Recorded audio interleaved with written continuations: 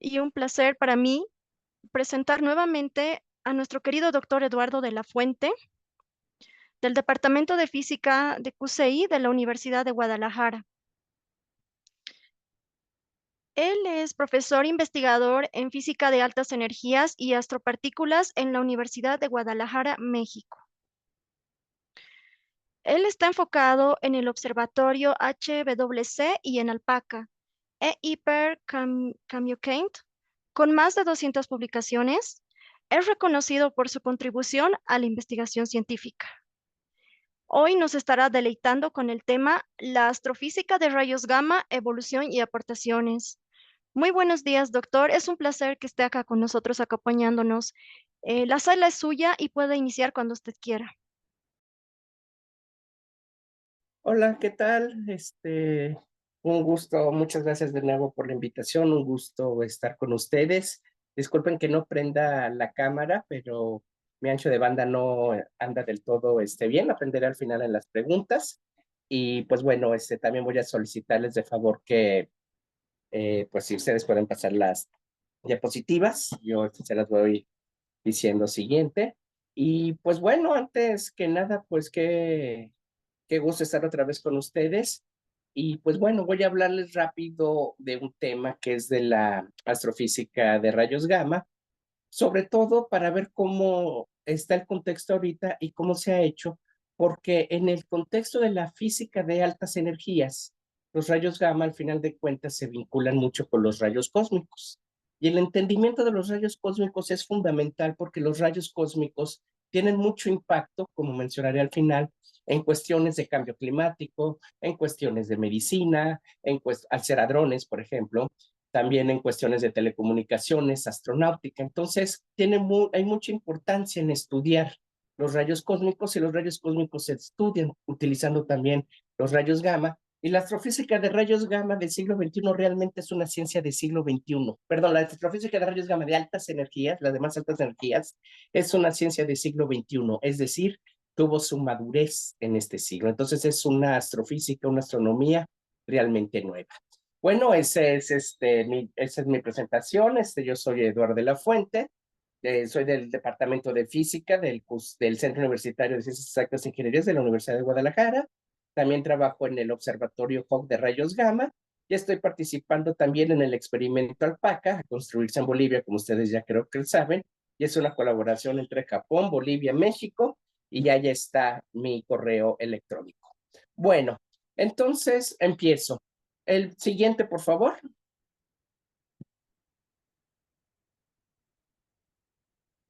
Ok, entonces, ahorita lo que voy a hablar primero son las astropartículas. Siguiente. Para entrar rápido en contexto, la física de altas energías, o que es la física de partículas, o está muy relacionada con la física de partículas, se puede dividir en tres tipos: la física de aceleradores, las astropartículas y la física nuclear. En la física de aceleradores, pues estamos todo lo que tiene que ver con los aceleradores artificiales, como el Gran Colisionador de Hadrones. Las astropartículas están asociadas con los aceleradores naturales, que suelen ser objetos astronómicos, y la física nuclear, pues es al final de cuentas, como ustedes conocen, decaimiento nuclear, fusión y fisión. Y si ven una razón de por qué un tema como esto es importante en física nuclear, es porque precisamente hay decaimientos nucleares y en estrellas de muy alta masa hay procesos de fusión que, pues bueno, involucran en la astrofísica. Entonces, ese decaimiento de reacciones, un decaimiento de partículas es muy importante en este contexto. Pero el punto aquí medular es la clave, la energía. Creo que es algo que quieren entender. El gran colisionador de hadrones alcanza energías de 10 a la 2 electronvolts. 10 a la 12, acuérdense que son teras. Entonces, unos cuantos teraelectronvolts es la energía que acelera el LHC. Pero la naturaleza puede acelerar a los exas, arriba de los exas. Acuérdense que un exa es 10 a la 18 electronvolts. Para que tomen una idea, acuérdense que nuestros ojos observan a una energía de 2 a 3 electronvolts. Eso es la energía que ven nuestros ojos. Entonces, como pueden ver, aquí estamos hablando de teras en los aceleradores artificiales, pero estamos hablando arriba de exas en los aceleradores naturales. Por eso la importancia de estudiar las astropartículas, para estudiar la naturaleza a las más altas energías. Siguiente. La física de las astropartículas. Las astropartículas son tres: rayos gamma, rayos cósmicos y neutrinos. Son las partículas de más alta energía en el universo. Van a ver, obviamente eso no voy a entrar en detalles, pero cuando ustedes le agregan ondas gravitacionales, astropartículas más ondas gravitacionales principalmente, es lo que forma la astronomía de multimensajeros, cuanto también la relaciono con otras frecuencias o con luz a otras frecuencias y otras longitudes de onda, vinculados por los rayos gamma. Entonces, como van a ver más adelante, también hay otra importancia de los rayos gamma en la astronomía de multimensajeros. Pero ahorita acuérdense, astropartículas más ondas gravitacionales más, como dicen, otras luces a otras energías, eso es la astronomía de multimensajeros. Pero yo enfoco aquí astropartículas. Fíjense bien, si hay rayos cósmicos, también hay rayos gamma y neutrinos. No pueden estudiar uno sin considerar los otros. Eso es un verdadero matrimonio. No pueden divorciarse, no pueden separarse. Tienen que estudiarse los tres o tienen que analizarse los tres. Pero generalmente hay muchos más rayos cósmicos que rayos gamma. Y cada uno tiene sus ventajas y sus desventajas. Por ejemplo, los rayos gamma y los neutrinos viajan en línea recta, pero los rayos cósmicos son desviados por campos magnéticos. Es decir, nosotros no podemos saber de dónde viene un rayo cósmico, porque un rayo cósmico está, pues, lo desvían campos magnéticos. Y los rayos gamma y los neutrinos, aunque viajan en línea recta, pues los neutrinos son muy difíciles de detectar y a muy altas energías los rayos gamma no pueden viajar muy lejos. Entonces, hay que saber cómo jugar esto. Y al bajo de esta diapositiva ustedes pueden ver una reacción que es la que deben quizás de tener en la cabeza y es la que es un resultado muy importante de esta plática que tienen que tener. Que como un rayo cósmico puede decaer al interaccionar con gas molecular o con materia, puede caer principalmente en piones, piones cargados positivos, negativos, que a los vez los piones cargados positivos y negativos decaen en muones positivos y negativos, más neutrinos muónicos. Y luego este muón cargado positivo o negativamente puede decaer en un positrón, en un electrón, más un neutrino electrónico, más un neutrino muónico. Entonces ahí pueden ver cómo el neutrino y el muón, el pión, lo asocio a un núcleo, a un protón o a cualquier núcleo que tiene energías de los hexas, que viaja a velocidades relativistas cercanas a la velocidad de la luz, y eso es un rayo cósmico. Y luego, si en vez de hablar de los piones cargados, hablamos de los piones neutros van a decaer en dos rayos gamma. Esa reacción es muy importante también. Entonces, ahí es como estoy vinculando rayos gamma, neutrinos y muones. Y van a ver también por qué esa reacción es muy importante más adelante. Siguiente. Ok, eso es un ejemplo, una versión más ampliada. Un protón chocando con un target, o con un objetivo, material, etcétera, genera varias partículas y generalmente van a ser protones, neutrones, más piones cargados, más piones negativos, más piones neutros. Ahí está la reacción. Y eso es de emisión de tipo hadrónico. ¿Por qué? Porque el protón, acuérdense que es un hadrón. Entonces, ahí estamos en hadrónico. Pero luego es una pregunta muy clara en rayos cósmicos. ¿Qué pasa con los electrones? Los electrones son leptones, como ustedes saben. Entonces, los rayos gamma por emisión leptónica principalmente ocurren cuando un electrón o un positrón interactúa con un campo magnético, produce el electrón y el positrón más un rayo gamma debido al efecto sincrotrón. Entonces es muy importante en sus clases de física, Yandel les ha de haber dicho qué es un sincrotrón y cuál es el efecto sincrotrón, ¿no? Igual, si un electrón o un positrón interacciona con por ejemplo, los fotones de la radiación cósmica de fondo, también van a producir un positrón y un electrón y un fotón gamma debido a Compton inverso. Esos son los principales. Aunque también hay otros mecanismos. Todo mecanismo que involucre un electrón, por ejemplo, también el Bremsstrahlung con la radiación de frenado, tiene que ver con una emisión leptónica. Y un gran problema en la astrofísica de rayos gamma y de astropartículas es saber si la emisión de los aceleradores naturales de partículas es de tipo hadrónico o de tipo leptónico. No sabemos cuál es la naturaleza física. Algo tan fundamental está en debate. Eso es otro de los puntos importantes de por qué es muy nueva esta astrofísica de rayos gamma. Pero ustedes tienen que entender que si se involucran piones neutros, protones, si un target, gas molecular, atmósfera, etcétera, voy a tener una emisión de tipo hadrónica.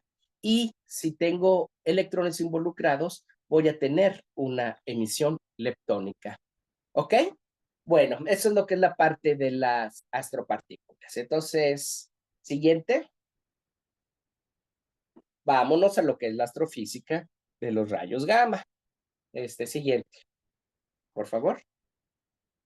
Bien, la astrofísica de los rayos gamma. Ahí ustedes tienen un famoso y conocido espectro electromagnético que va desde las ondas de radio, que son nanoelectrones volts, hasta los rayos gamma, que pueden llegar a teras y a unos cuantos betas. Entonces, fíjense en ese espectro que están los rayos gamma, la que está en morado. El rango de rayos gamma es, los de baja energía son de unos megaelectronvolts que ocurren en muchos decaimientos nucleares. Van por los gigaelectronvolts, van por los teraelectronvolts, y ellos son los que vinculan la luz o los fotones hacia las astropartículas, a los exelectrones volts, que ahí ya empezamos a hablar de los rayos cósmicos y los neutrinos. Entonces, los rayos gamma son como un vínculo entre luces de menor energía, radio, milímetros, infrarrojo, óptico, ultravioleta y rayos X, con las astropartículas, los rayos cósmicos y los neutrinos. ¿Por qué? Porque los rayos gamma, ustedes pues saben, son fotones, y estos los rayos gamma es la luz de mayor energía que existe. ¿Ok? Acuérdense, los rayos cósmicos en nosotros no son luz, los fotones no son fotones, son partículas, pero en los rayos gamma sí pueden ser, o sí son fotones. Entonces, por eso es muy importante estudiarlos. Es un vínculo. Igual en la astronomía de multimensajeros. Si agregan ondas gravitacionales, pues los rayos gamma vinculan con las astropartículas, vinculan con otras luces. Agrego las ondas gravitacionales, la otra manera de hacer astronomía. Tengo la astronomía de multimensajeros, y el puente, el bridge, las aduanas, como yo les llamo, son los rayos gamma. Entonces hay que entender aduanas. Si no entiendes esa aduana, pues no puedes llevar regalos, ¿no? Entonces, los rayos gamma son como la aduana. Y aquí pueden ver en los cuadritos de en medio que los rayos gamma, fíjense bien, es algo muy importante. Estamos hablando de energías de megas, gigas, teras, petas y hexas. Si esa energía impactara directo en la biosfera terrestre, pues no hubiera vida. ¿Por qué? Porque pues se achicharra, se quema, se destruiría. Entonces, ¿cómo es posible que podemos estudiar los rayos gamma, los rayos cósmicos y los neutrinos?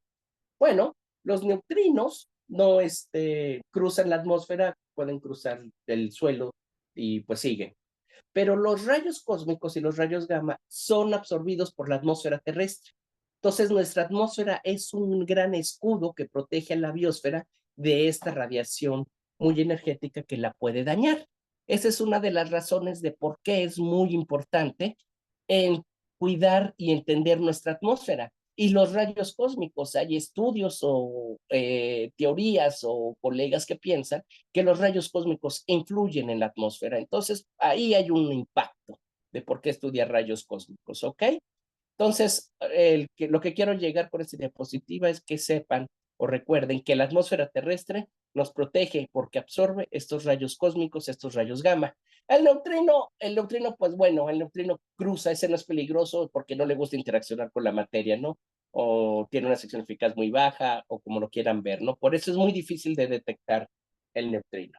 Pero bueno, nomás entonces, ahorita, en esta diapositiva, ahí tienen el rango de lo que son rayos gamma y ya saben lo que es la atmósfera. Ahora, pregunta fundamental, ¿para qué estudiar también rayos gamma? Siguiente. Los aceleradores naturales de partículas son fuentes de rayos gamma, por esa razón.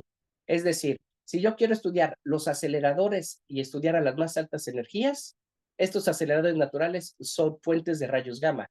Entonces, si yo puedo estudiar rayos gamma, puedo también detectar o saber cuáles son estos aceleradores naturales. Acuérdense que el rayo cósmico se desvía por campos magnéticos interestelares y los rayos gamma pueden viajar en línea recta, aunque los de muy alta energía, como dije, no a grandes distancias, pero siempre hay maneras de cómo estudiar eso, como mencionaré en unas diapositivas más adelante.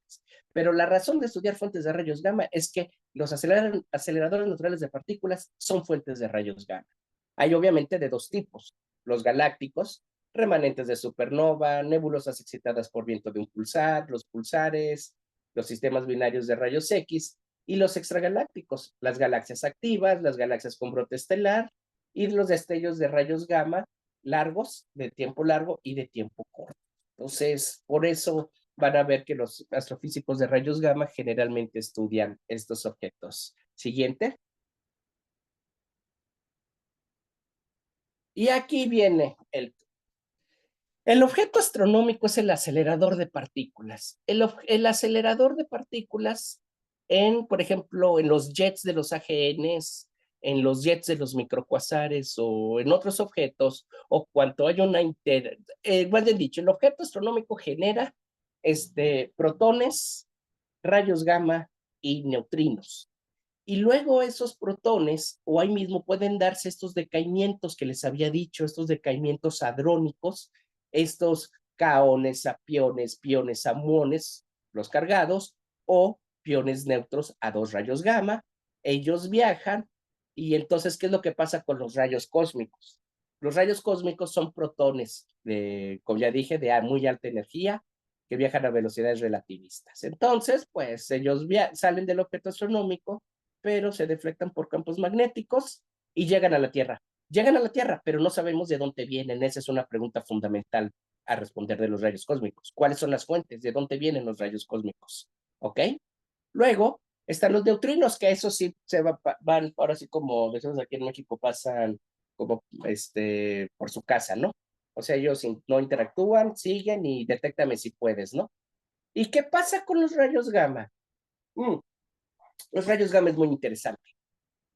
Si un rayo gamma que sale de un objeto astronómico va a interaccionar con los fotones de la radiación cósmica de fondo. ¿Se acuerdan de esa diapositiva donde hablaba de emisión leptónica? Entonces, aquí tengo un efecto Compton inverso.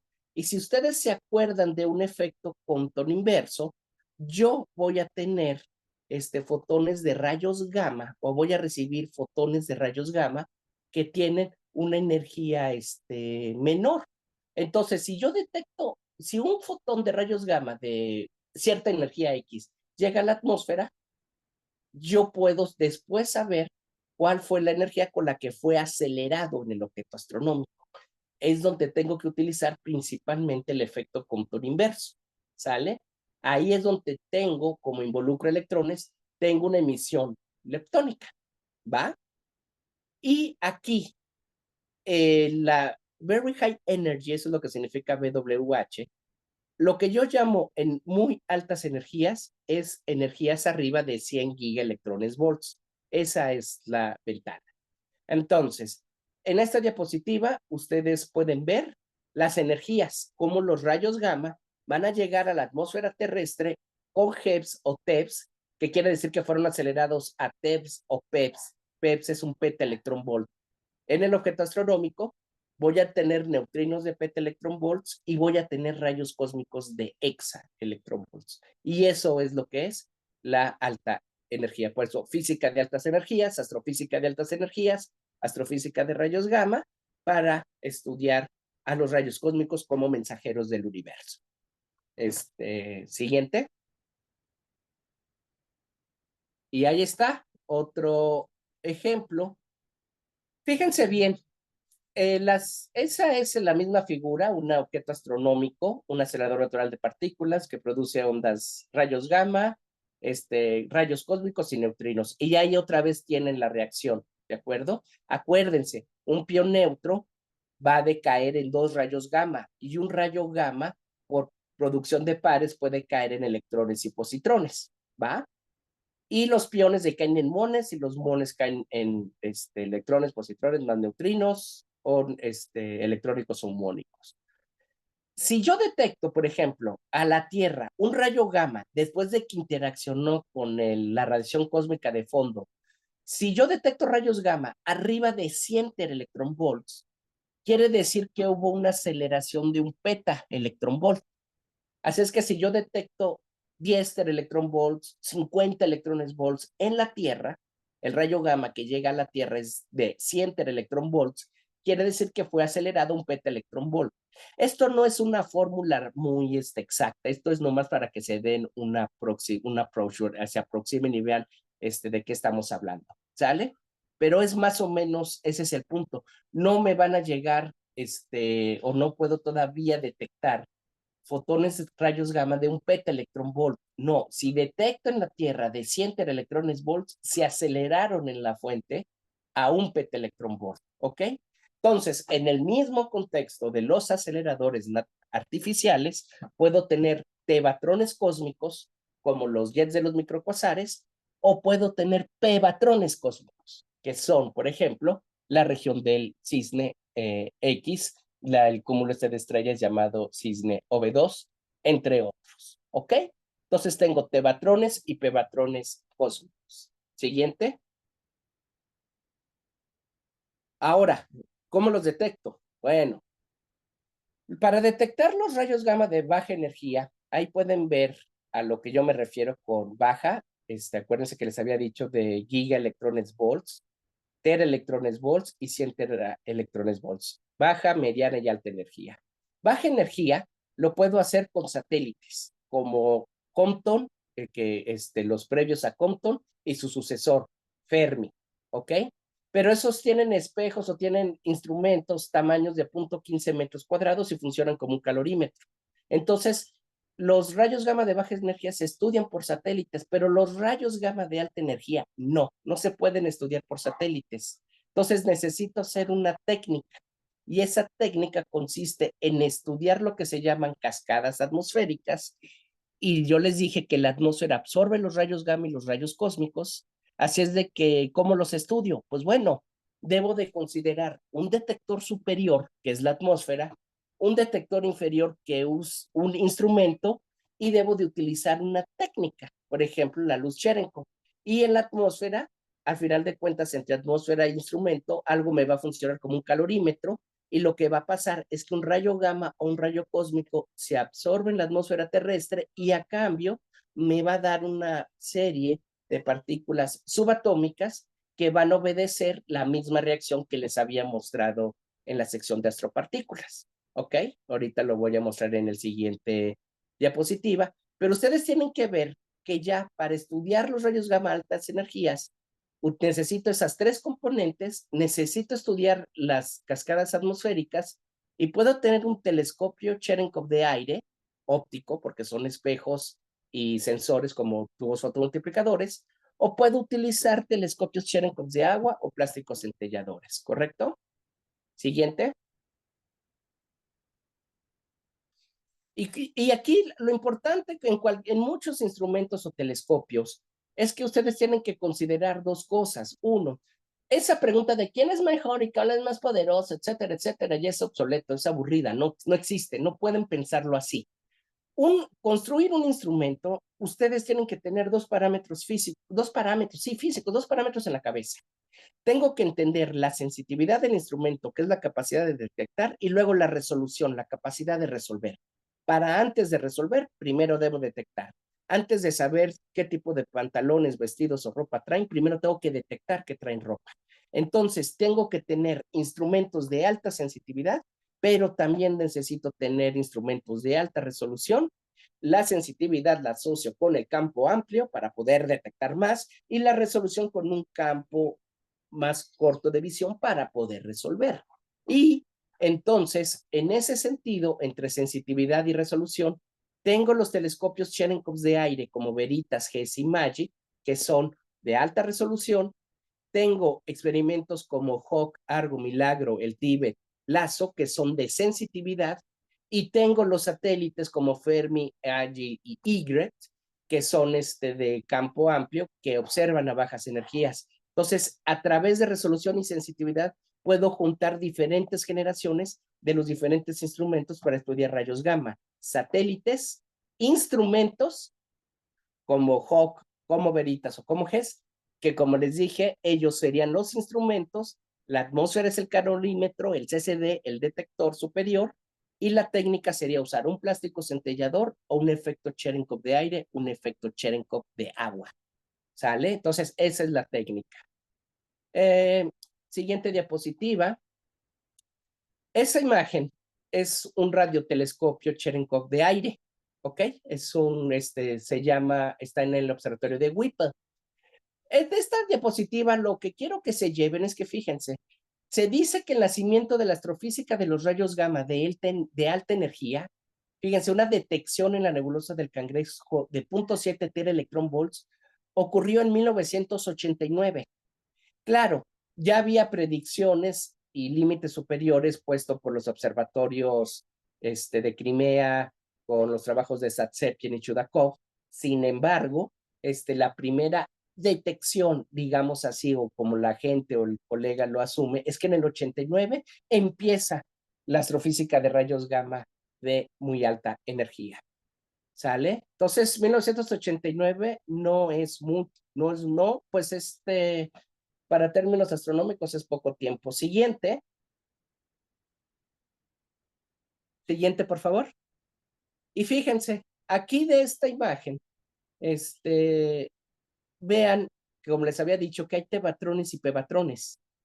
Los tebatrones, ok, los TBs nacen en 1989. Su boom empieza a darse en la primera década del siglo XXI, del 2021, perdón, del siglo XXI. Hay un error, es la primera década del siglo XXI. ¿Ok? ¿Qué es lo que pasa? Que en esa década es cuando estos observatorios, los Cherenkovs de agua, los Cherenkovs de aire, alcanzan su madurez y es cuando hacen esta revelación formales de tebatrones cósmicos. Y los pebatrones cósmicos formalmente se consideran que es 2021, entonces son muy nuevos, son 2 años. Entonces fíjense cómo de 1989 a primera década del siglo XXI y luego al 2021, pues es muy poco tiempo. Realmente esto es una astrofísica de siglo XXI. ¿Sí lo ven? Y ahí pues es un poquito de presunción, o para presumirles, pero el observatorio Hawk, que está aquí en México, contribuyó a descubrir tebatrones cósmicos, así como pebatrones cósmicos, y gracias al Tíbet, al observatorio en el Tíbet de rayos gamma, al observatorio Hawk y al observatorio más poderoso ahorita en el momento para estudiar pebatrones, el observatorio LASO que se encuentra en China, es como surge el área de los pebatrones, aunque el término fue acuñado en el 2016 por la colaboración GES y ya se habían hecho observaciones y predicciones en estudios del centro de la galaxia. Entonces, con estas 2 diapositivas, nomás vean lo poco que hay. ¿Ok? Y siguiente. Siguiente, por favor. Entonces ya saben que tengo el instrumento, el detector inferior, el instrumento, tengo el detector superior que me va a generar la cascada de partículas. Y ahora, ¿cómo los vinculo? La técnica. Y la que se usa mucho es la luz Cherenkov. Y la luz Cherenkov es una luz de color azulosa, está centrada a unas longitudes de onda de unos 4000 angstroms en la parte ultravioleta de la región óptica, 4000 angstroms. Y bueno, que esta luz Cherenkov se produce cuando la velocidad de una partícula viaja a una velocidad mayor que la velocidad por ejemplo, del agua o del aire en un medio. La luz viaja en el agua a una velocidad de 3/4 veces la velocidad de la luz en el vacío. ¿Sí? Entonces, si yo hablo de Cherenkov de agua, si la luz viaja a 3/4 veces c.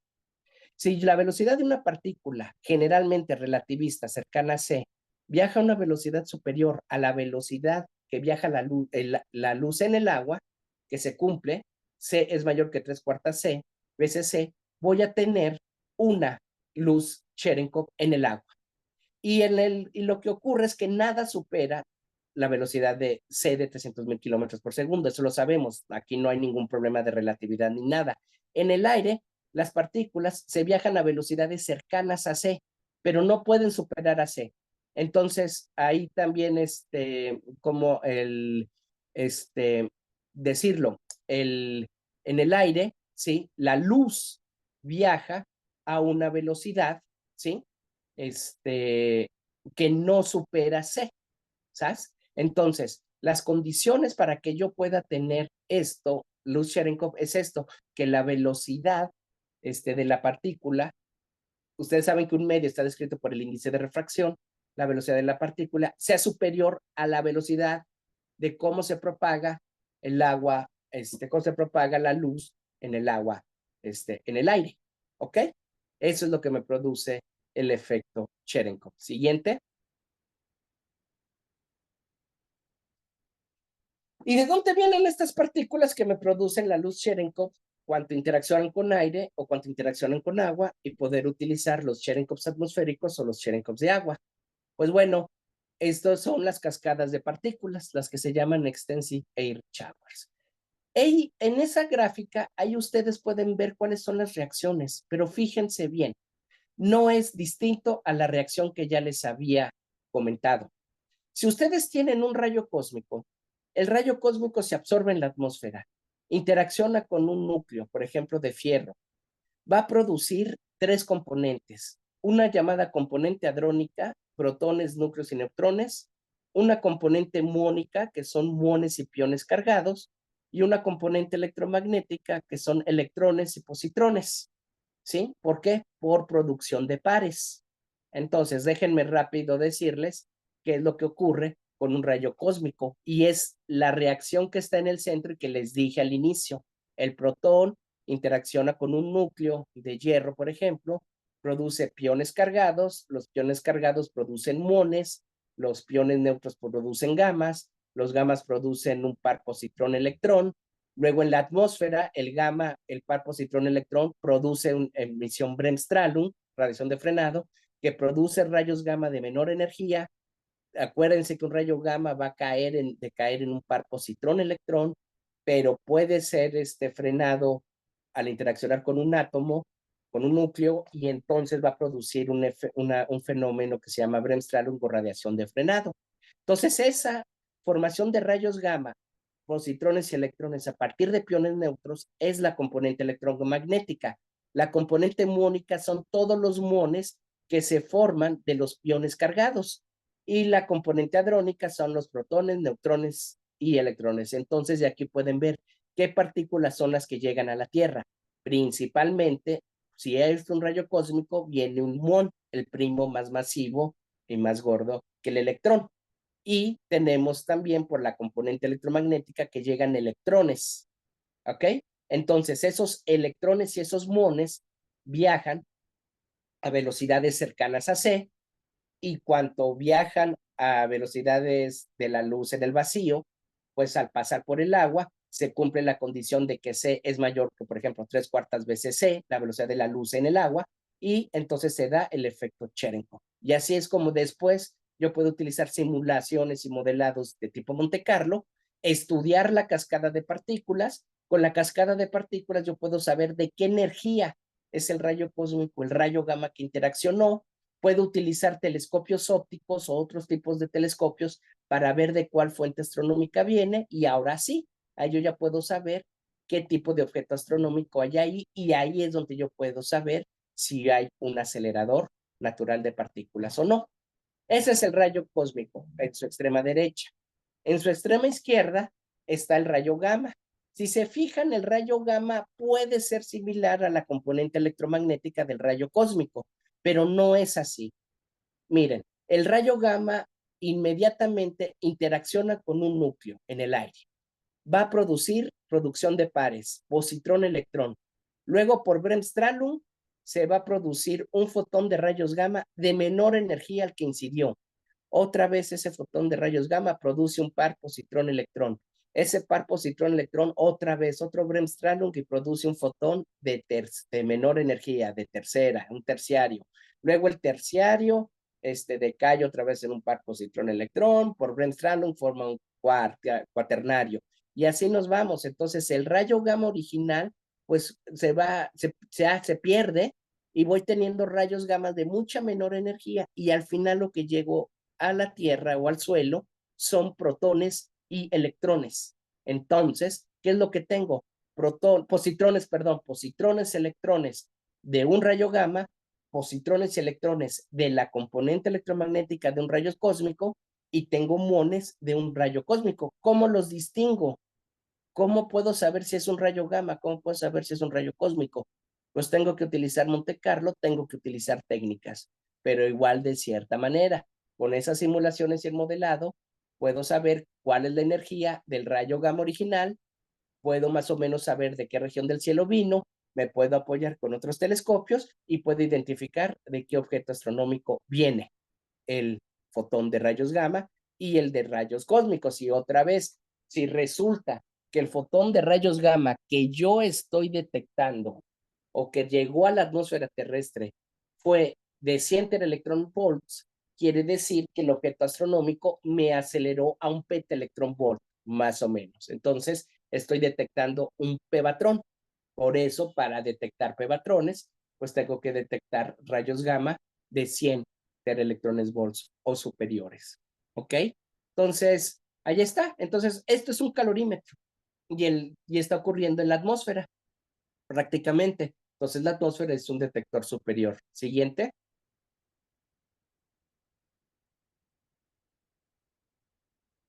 Siguiente, por favor. Y esos son los, por ejemplo, los telescopios Cherenkov atmosféricos que existen ahorita. Y como siempre, hay detectores Cherenkov atmosféricos de primera generación, de segunda generación, de tercera generación. Y aquí están los que son ahorita los más recientes y yo creo que podrían ser los de segunda generación. Siguiente. Y esto es algo que quería mostrarles porque no se los han mostrado en ningún otro lado y todavía no lo han visto en un libro. Este es un libro, Galaxias en el Universo. Esta es la segunda edición. Yo estudié la primera edición. Este es un libro clásico para un astrónomo que estudia galaxias. Entonces, perdón, en la portada aparece el centro de la galaxia vista a diferentes luces, desde las ondas de radio hasta los rayos gamma. Pero los rayos gamma en el libro de Linda Sparkle solamente llega la emisión de rayos gamma del observatorio Compton Gamma Ray Observatory, ¿ok? Que es el predecesor de Fermi. Fermi es ahorita el telescopio, el satélite para estudiar rayos gamma de baja energía, que pues su primer mapa, fíjense, fue en el 2008, fue liberado en el 2008 e hizo una contribución importante para estudiar pulsares. Entonces ahí tienen ese mapa, pero fíjense bien, siguiente. Si en ese momento yo quisiera irme a las altas energías, al final van a encontrar lo que el mapa de rayos gamma de teraelectronvolts, que son debido a un observatorio que se llama Milagro, que es el predecesor de Hawk y es el detector de primera generación. Hawk es un detector de segunda generación. Vamos a construir el detector de tercera generación. Alpaca va a ser un detector de tercera generación prácticamente. Y GES en primera generación, por decirlo de alguna manera. Y esa parte gris que ven ahí es una región del cielo que no ha sido observada. Entonces, en ese momento yo estoy hablando de finales del siglo XX, no se conocía una gran parte del cielo en rayos gamma en teraelectrones volts. Solo lo que daba Milagro, que es por ahí de la primera década del siglo XXI, de 2000 a 2006, y lo que había dado GES, que se centraba, se estudia o enfoca en el centro de la galaxia. Todo lo demás no sabíamos. Al final del siglo XX, mucha parte del cielo no estaba estudiado en los teraelectrones volts. Entonces no sabemos tebatrones, ¿no? Por ejemplo, ¿cuántos? ¿Dónde? Más. Y los tebatrones y los pebatrones son fuentes de rayos cósmicos también. Entonces, siguiente.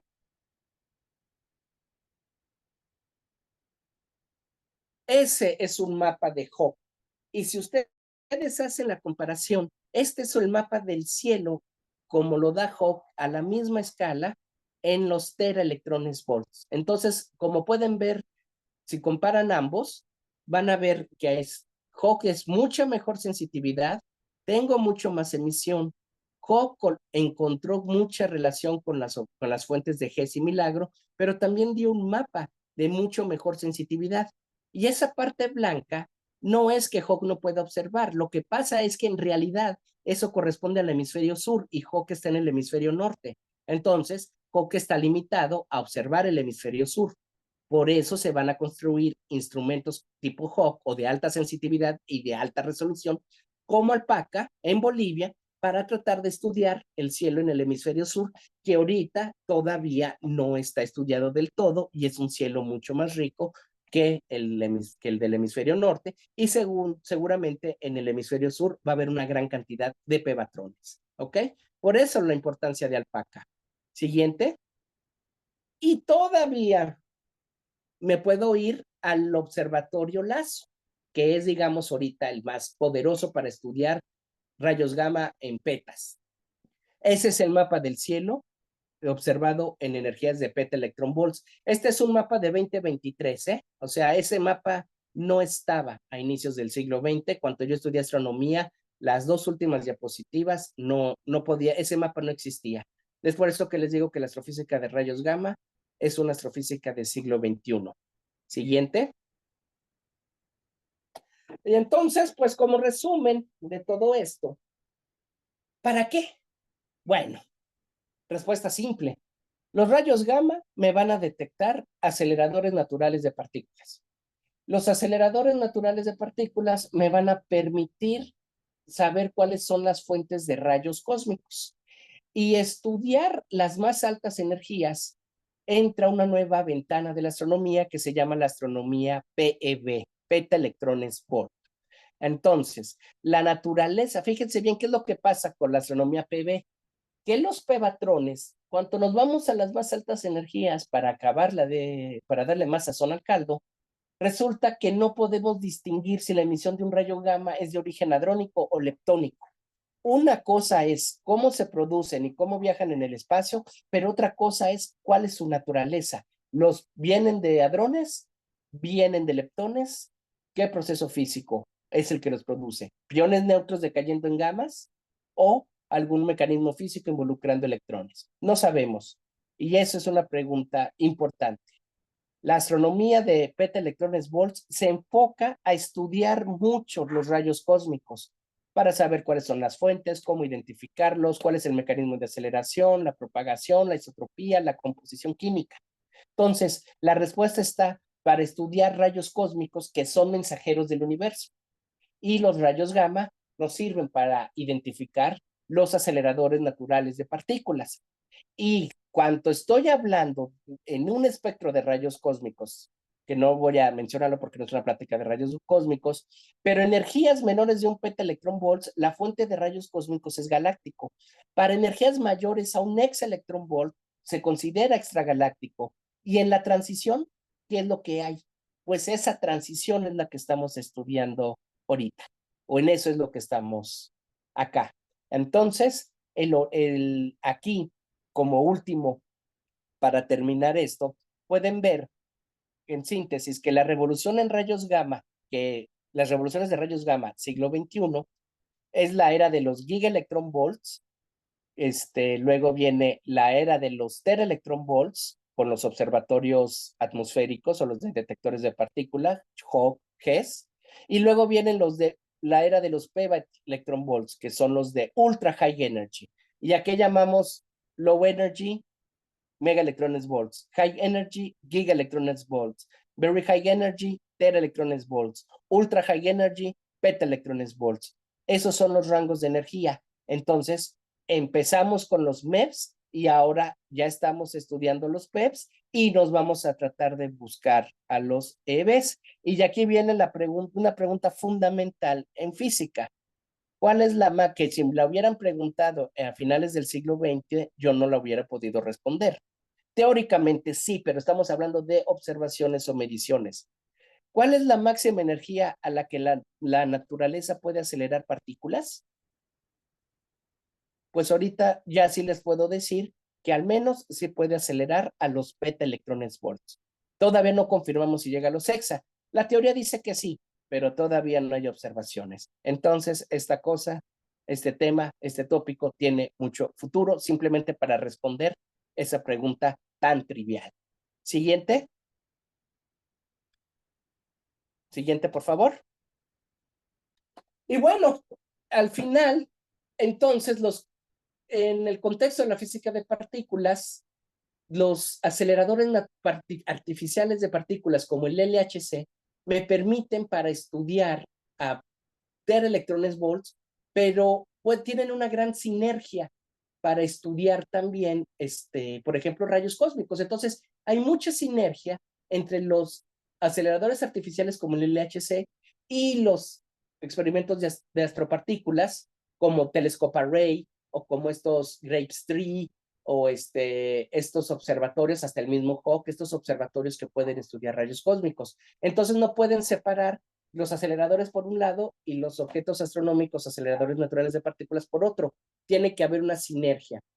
Y el del 8 al 12 de julio en Puerto Vallarta va a haber un congreso de interacción de rayos cósmicos de muy alta energía, donde vamos a tener una plática del profesor Samuel Ting, Premio Nobel de Física de 1976. Este congreso lo patrocina la Unión Internacional de Física Pura y Aplicada en su comisión de astropartículas, que es dirigida por el profesor Takaki Kajita, que seguro han oído hablar de él. Y en este congreso, ya hablé con Brian, los invito para si quieren participar en línea y vamos a conseguir algunas becas para estudiantes de física nuclear, del Club de Física Nuclear. Yo ya después me pongo de acuerdo con Brian para que puedan asistir los que están interesados. Solamente tienen que registrarse en las páginas web. Todos están invitados y aunque es una plática muy técnica, les va a poder servir para ver cómo puedo vincular experimentos como ALICE, MS, Atlas, con experimentos como el Telescope Array, Grapes 3, que los segundos observan los aceleradores naturales de partículas y los primeros son los experimentos para hacer estos estudios de rayos cósmicos y de, pues de origen del universo, Big Bang, etcétera. Entonces yo me pongo de acuerdo con Brian y pues bueno, ahí él me dará la lista y pues son todos bienvenidos a participar y no me queda más que terminar resaltando que pues al final de cuentas, tanto en Bolivia y en México, a través de, por ejemplo, experimentos como Alpaca y por ejemplo con este Icebreakery en Puerto Vallarta, el profesor Callita ha sido un gran promotor de este tópico, tanto en México como en Bolivia. Entonces, pues no hay que olvidar, eso es lo que es también un premio Nobel impulsando, fomentando y formando científicos, o más bien dicho, promoviendo la ciencia, y esa ciencia sí debe de impactar en los países. Entonces, aquí es donde finalmente tienen la relación con todas las otras pláticas y con todas las otras áreas. Es en el estudio de los rayos cósmicos, en los protones. Finalmente, la ciencia es conocimiento, la tecnología es ciencia aplicada, la ingeniería es tecnología aplicada. Si ustedes copian e implementan tecnología sin generar ciencia, que es el conocimiento, es como copiar y pegar en un examen. Es el paste, el copy-paste. Aunque ustedes crean que pueden sacar 100, hicieron trampa, copiaron. Copiar tecnología sin desarrollar ciencia es copiar y a la larga va a un fracaso. Y Japón y los países industrializados son los primeros que han logrado hacer ciencia básica, ciencia pura, que es ciencia, generan conocimiento, la aplican, tienen tecnología y aplicar la tecnología conlleva ingeniería. Y esto más artes y matemáticas, lo que se llama el STEM y creatividad, me genera innovadores. Entonces, no crean que esta plática está completamente desligada de lo que han visto. Simplemente ustedes tienen que innovar y tienen que saber cómo vinculo lo que les acabo de decir con lo que les acaban de decir mis otros colegas que han dado otras pláticas con otras aplicaciones. Ustedes tienen que saber trabajar en colaboración y eso es innovar. A ver cómo estudiando rayos cósmicos, puedo desarrollar tecnología aplicando el conocimiento adquirido. ¿Ok? Y eso pues sería todo. Muchas gracias.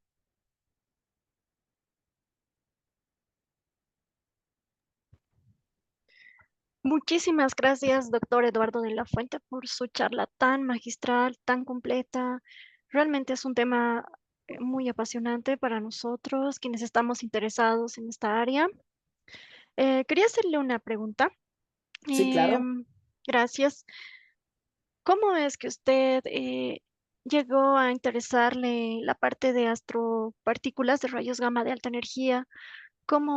¿Qué es lo que vio, digamos, para dedicarse a eso? ¿Qué es Sí, lo que le ha motivado? pues el futuro, mire, yo originalmente, yo estudié mi doctorado en radioastronomía. Yo soy radioastrónomo de, de doctorado. Pero para poder conseguir, voy a ser honesto, para poder conseguir chamba en México, tenía que hacer un postdoctorado. Yo había hecho el doctorado prácticamente en el Instituto de Radioastronomía de la UNAM en la ciudad de Morelia, México, y tenía que moverme a hacer un postdoc. Y hay otro instituto, no puede ser en la UNAM, porque de ahí me estaba doctorando, tenía que ser un instituto distinto a la UNAM, y ese era el Instituto Nacional de Astrofísica Óptica y Electrónica que está en Puebla. Entonces, un mentor mío, o un astrofísico de rayos gamma muy relevante en México, el doctor Alberto Carramiñana, me invitó a trabajar por postdoc un año, pero me dice, pero vas a tener que trabajar en un experimento que vamos a instalar en Sierra Negra, el sucesor de Milagro, que era Hawk. Entonces, yo dije, pues bueno, es la chamba, es el dinero y le entro, ¿no? No hay problema, soy versátil. Pero cuando vi lo que era Hawk, cuando vi las pláticas, prácticamente lo que ustedes pueden hacer con Alpaca es lo que yo hice con Hawk.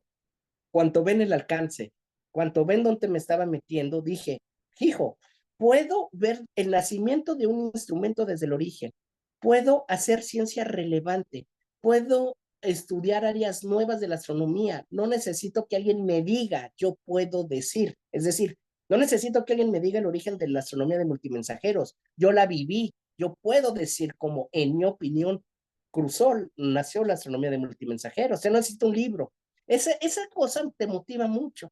Y luego también en los pebatrones. Y luego con los tebatrones. Entonces, todo el impulso de Hawk, pues a mí me motivó mucho. Y dije, no, pues es que aquí estoy haciendo ciencia de otro rango, de otro nivel. Voy a tener otro impacto.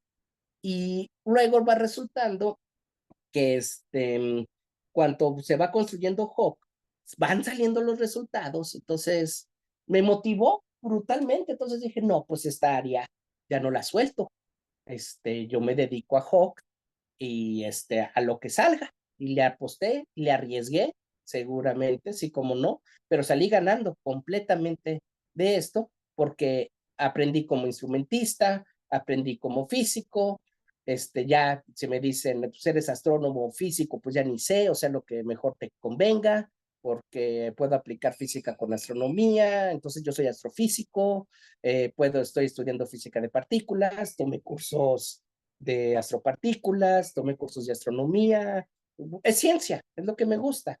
Y luego también las contribuciones. Así es de que lo que luego esto, al ser un instrumento del siglo XXI, me permitió entender cómo está evolucionando la ciencia en el siglo XXI. Y eso ya lo puedo yo después relacionar con el STEM. Debo mencionarles que yo acabo de egresar de una maestría en educación superior internacional. Todavía estoy haciendo la tesis para obtener el grado, pero ya tomé las materias. Entonces yo soy especialista también en educación superior internacional y entonces con Hawk también inclusive he podido ver hacia dónde va la educación internacional en el siglo XXI. Y estos instrumentos te permiten poner los pies en la tierra y ponerte en el contexto del siglo XXI. Por eso dices, no es que la astronomía del siglo XX esté mal o sea vieja o tradicional o mala. No, no, no. Simplemente, y aquí, a ver, te voy a hacer yo la pregunta, ¿por qué crees que la astrofísica de rayos gamma, como yo dije, es una astronomía y una ciencia del siglo XXI, observacionalmente hablando, porque en el siglo XX sí había teorías, pero observacionalmente hablando, ¿por qué es una ciencia del siglo XXI y no fue una ciencia del siglo XX? ¿Qué se te ocurre? ¿Cuál crees que fue el detonante? Bueno, desde mi punto de vista, creo que, eh, bueno, en épocas pasadas, la población en general no tenía tanta información, ¿no? Y más que todo No acerca de tenemos este gente tema. brillante, pero sí podíamos tenerla. Ujú, Sí tenemos la gente exactamente, brillante. pero tal vez no Entonces, había la manera, los instrumentos, se podría decir, ¿no? esa es la Ujú, respuesta. que La hoy en día uno tecnología, tiene acceso, ¿no? La la tecnología tecnología. para Ujú, hacer estudios de tera y petas en la astrofísica de ujú. rayos gamma no existía o apenas estaba empezando en el siglo XXI. Milagro, un detector de primera generación que estaba empezando con estos estudios de 2000 a 2007. Luego viene Hawk, su sucesor, el detector de segunda generación, de 2007, 2008 a 2025. Y luego va a venir el tercera generación, SWGO, que es un Cherenkov de agua, y así, ya, y así nos vamos.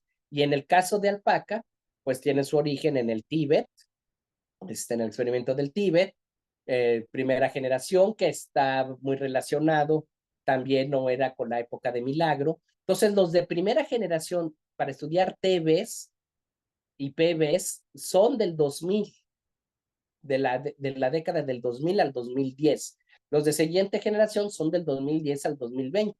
Y los tercera generación van a ser como del 2020 al 2030.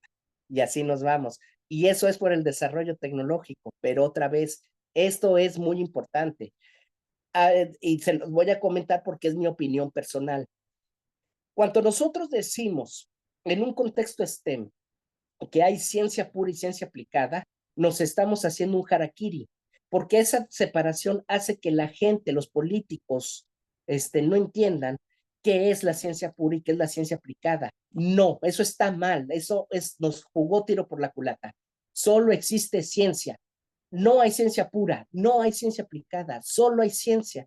La ciencia genera conocimiento y en el contexto de una economía del conocimiento y una sociedad de la información, que eso se impacta en una economía y en algo real, la ciencia me da el conocimiento.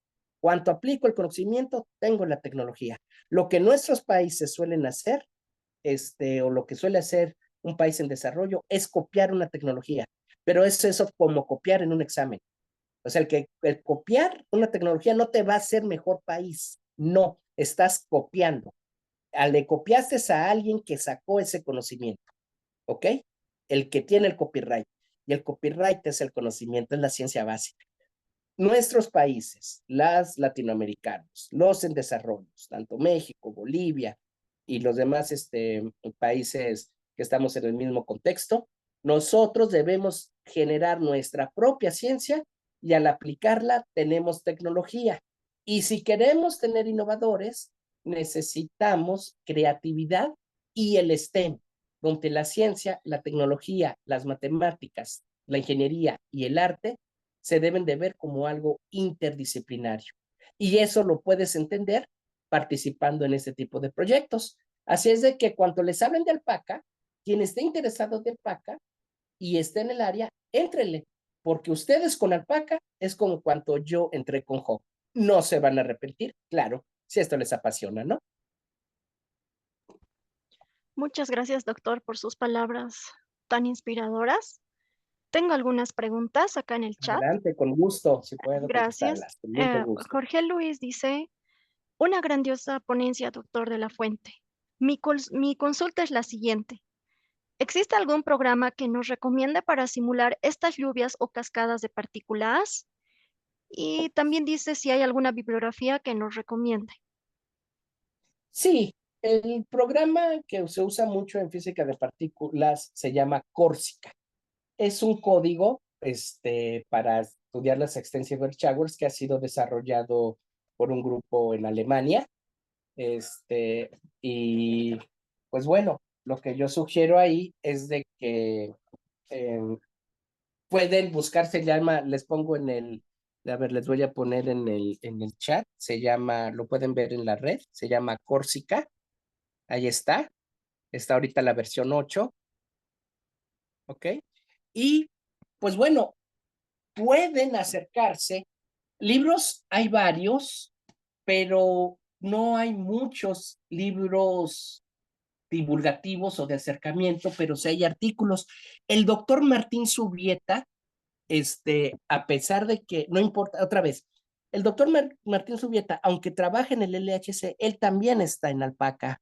Entonces, está en este mismo punto muy similar al que yo estoy. Entonces, él les puede dar eh, información sobre qué bibliografía o artículos divulgativos para leer. Sin embargo, yo voy a tratar de buscar y se los voy a llegar a usted, hacer llegar al club. Voy a buscar y les voy a mandar esos artículos. Y si puedo conseguir en español, me comprometo a eso. Muchas gracias. Bueno, Ricardo Cardona lo felicita por su ponencia y Diego Vera tiene Gracias. una pregunta. Sí, adelante. ¿Qué método se utiliza en Hawk para determinar la Ajá. posición del núcleo del rayo cósmico? Ah, lo primero que yo necesito determinar la energía y de dónde vino. Eso me lo da la cascada de partículas. Estudiar la extensive shower, la cascada de partículas atmosféricas, me permite determinar, con Córsica principalmente, determinar cuál es la energía y la posición en el cielo de la partícula primaria. Se llama primaria, la que incide con la atmósfera. Obviamente, mis detectores tienen que estar georreferenciados. No puedo poner los detectores así nomás en el piso como yo quiera, y así por así. Y ni puedo, Hawk, si se fijan, la imagen que les mostré no es un círculo, no es un cuadrado, no es un pentágono, es un polígono completamente irregular. ¿Y por qué está así? Porque se hicieron estudios de la altura, del lugar, de las coordenadas georreferenciadas, y esa es la mejor configuración que tienen que tener los detectores para poder hacer o para poder estudiar. Nosotros, primero, algo muy importante aquí es que nosotros tenemos que tener primero en la cabeza qué es lo que queremos hacer. Entonces, Hawk está diseñado para hacer cierta física particular que queremos estudiar y tenemos que utilizar otra vez, ponerlos en coordenadas georreferenciadas y con las simulaciones, ahí es donde entrarían las tecnologías de información o las tecnologías con cualquier método de simulación o modelado, Monte Carlo, Córsica, eso me permite determinar energía y de dónde viene. O sea, en la atmósfera, en el cielo, ahí yo ya sé cuál hay coordenadas, alfa, delta. Pero si no sé qué objeto astronómico hay, puedo utilizar o telescopios ópticos, puedo utilizar telescopios como Fermi para apoyarme y ver qué objeto astronómico está en ese cielo, más o menos el rango del campo de visión, el error pues, y yo puedo saber más o menos, ahí puedo tratar de identificar qué objeto astronómico me lo está produciendo. Por eso, si se fijan, esto es prácticamente multidisciplinario, ¿ok? Pero ya, como les decía, el STEM, yo creo que para ustedes, el STEM lo tienen, o el STEAM lo tienen que ver como algo más interdisciplinario que multidisciplinario. Gracias por su respuesta. Y por último, Rodney González tiene una opinión. Él dice, Adelante. gracias, si existe diferencia entre ciencia y aplicación de la ciencia, por ejemplo, un biólogo no puede realizar operaciones médicas, ni siquiera veterinarias. La idea es que se trabaje en equipos interdisciplinarios para la relación, generación de conocimiento y aplicaciones, pero cada quien cumple sus funciones. Claro, También eso es dice, colaboración. ujú, Sí, sí. también dice que la ciencia pura depende de la ciencia aplicada y viceversa, pero sus funciones son distintas. Es, sí, el problema es que eso nos ha llevado a esas preguntas de ¿para qué me sirve la ciencia pura? ¿O por qué apoyar la ciencia? Ah, o sea, ¿para qué apoyar la ciencia pura? Pues en realidad, si ustedes hacen esa pregunta, ya la han de tener tanto a mucha gente, ¿o para qué vas a estudiar ciencia? ¿O para qué vas a estudiar ciencia pura? Pues no te sirve para nada, te vas a morir de hambre, no le sirve al país. A ver, pero si tú lo pones en un contexto, por ejemplo, lo que les decía, economía del conocimiento con sociedad de la información, que es del siglo XXI y es lo que está pasando ahorita, entonces la ciencia te va a dar conocimiento. No hacer la distinción es sabio, porque la economía del conocimiento necesita conocimiento y ese conocimiento te lo da la ciencia. Si no tienes ciencia, no la puedes aplicar, entonces no tienes tecnología. Y la tecnología es, si la aplicas, te da la ingeniería. Por eso es muy importante ahorita lo del contexto del STEA en el contexto de la educación superior internacional, porque si es cierto que están vinculadas, es importante decir que la ciencia es conocimiento, es ciencia, y necesitas hacer ciencia pura, porque también, acuérdate, los rayos gamma, ¿qué ocurre? La tecnología para hacer estas observaciones es del siglo XXI, pero eso no quiere decir que no pudimos haber hecho estudios de ciencia pura en el siglo XX de qué es un tebatrón cósmico, o como en el espectro de rayos cósmicos, que ya se iban a petas y exas. O sea, eso que llamamos teoría, esa física que no tiene ninguna aplicación, no la tiene ahorita. Igual cualquier ciencia, si no tiene una aplicación en este momento, la va a tener en el futuro. En ese contexto de qué es ciencia pura y qué es ciencia aplicada, tú podrías decir que la ciencia aplicada es lo que es ciencia aplicada ahorita, fue ciencia pura años antes. ¿Ok? Pero explicarle eso a una persona, a un político, o tratar de explicar por qué es importante la ciencia, pues te van a entender, te van a ver como el clásico de lentes, barba blanca, una bata en un laboratorio, haciendo algo que no impacta a la sociedad, cuando es todo lo contrario. La ciencia te está generando el conocimiento. Es simple. El conocimiento es lo que te permite realmente, te da la fuerza para crecer. Lo hizo Japón. O sea, Japón se industrializó después de los bombazos y después de cómo quedó del pobre pueblo a mediados del siglo pasado, y mira cómo están ahorita. Ellos hicieron esta eh, metodología, hicieron su ciencia, generaron su conocimiento, y mira, por ejemplo, Kamioka, el observatorio de Kamioka. Kamioka les da un premio Nobel, el sensei de Kajita Sensei. Luego, Super Kamiokande les da otro premio Nobel, Kajita Sensei. Y ahorita viene Hiper Kamiokande, que seguramente va a dar otra. O sea, pero eso no es. ¿A quién le copiaron? Esa es la pregunta. ¿A quién le copiaron los japoneses para hacer el observatorio de Kamioka con los experimentos? Nadie, ellos lo desarrollaron. Hamamatsu hizo sus sensores. ¿Y cómo hace sensores? ¿Cómo haces PMT? Con ciencia básica. O sea, ¿qué es lo que es ciencia? Entonces, yo voy a estudiar ciencia porque voy a generar conocimiento.